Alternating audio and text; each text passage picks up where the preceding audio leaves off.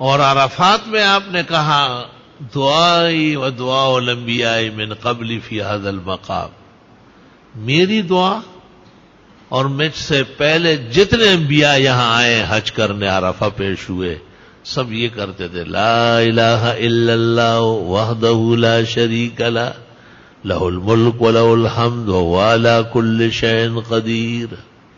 کہتے روز 100 بار پڑھ لیا جائے، غم ہم صدمہ نہیں دیکھے گا، اور اللہ تعالیٰ غیب سے خوشی کی خبریں دے گا، ہر روز کوئی نہ کوئی خوشگوار خبر سنے گا۔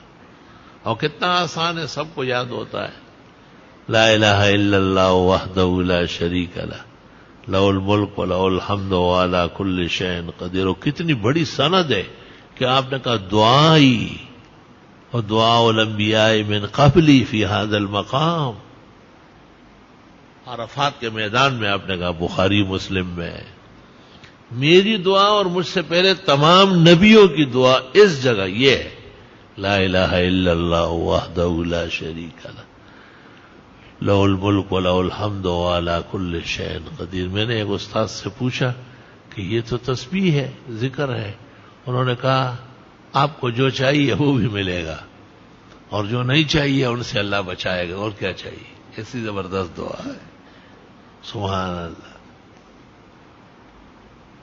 سبحان اللہ و بحمدہ، سبحان اللہ العظیم۔ السلام علیکم ورحمۃ اللہ وبرکاتہ۔ محترم ناظرین کرام، مفتی ظفر علی خان صاحب کی ویڈیو دیکھنے کے لیے اور سننے کے لیے، ان کے بیانات کو سننے کے لیے ہمارے چینل کو سبسکرائب ضرور کر لیں۔